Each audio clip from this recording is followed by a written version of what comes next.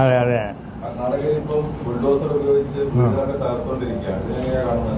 അല്ല, അത് നമ്മൾ നിങ്ങൾക്കൊരു സംഗതി തന്നിട്ടുണ്ടല്ലോ.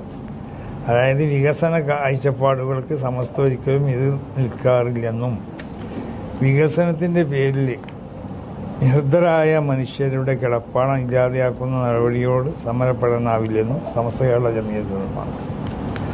അപ്പോൾ അവർ വളരെയധികം പ്രയാസം അനുഭവിക്കുന്ന ആളുകളായിട്ടാണല്ലോ അങ്ങനത്തെ ഒരു സ്ഥലത്ത് അവർ താമസിക്കുന്നത്.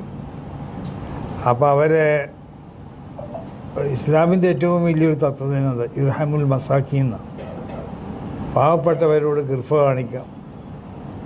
അവർക്ക് ഏതെങ്കിലും നിലക്ക് അവരെ ഉന്നമത നിലവാരത്തിന് തൊട്ട് നമ്മൾ താഴ്ത്തുന്നുണ്ടോ എന്നുള്ളൊരു ബോധം അവരിൽ ഉണ്ടാക്കി തീർക്കരുതെന്നാണ്. അങ്ങനത്തെ ഒരു ചിന്ത അവർക്ക് ഉണ്ടാകാൻ പാടില്ല. ആ നിലക്ക് അവരെ ഉയർത്തിക്കോണം. അപ്പോൾ നമ്മളൊക്കെ നമ്മളെ വീട്ടു ജോലിക്കാരൊക്കെ ഉണ്ടെങ്കിൽ അവരൊക്കെ കൂടെ ഇരുത്തിക്കൊണ്ടാണ് ഞാൻ ഭക്ഷണം കഴിക്കാം.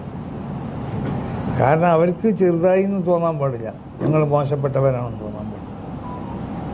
അപ്പം നമ്മൾ എപ്പോഴും പറയുന്ന സംഗതികളാണ്.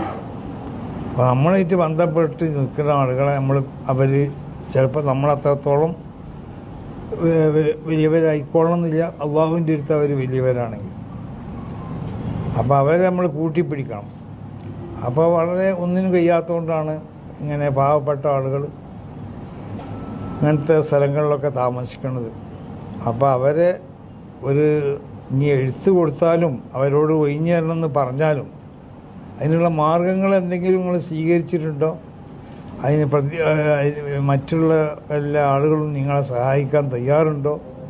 അങ്ങനത്തെ വല്ല മാർഗങ്ങളും സ്വീകരിക്കാൻ നിങ്ങൾക്ക് പറ്റുമെന്നൊക്കെ അവരോട് ആവശ്യപ്പെടേണ്ടി.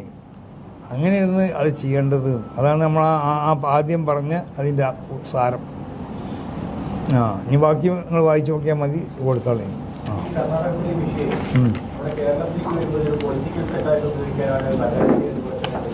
അത് കർണാടകയിലും അങ്ങനെ തന്നെയല്ലേ എല്ലാവരും ആ വിഷയം. ഇപ്പോൾ കർണാടകയിൽ BJP-ക്കാരും അങ്ങനെയല്ലേ പറയുന്നത്. വലിയ മോശമായി എന്നല്ലേ ഈ പൊളിച്ചത്, അല്ലേ?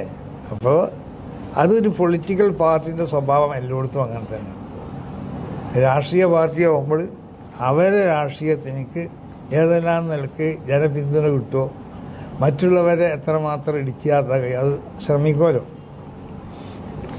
അതിൽ പെട്ടതാണത്.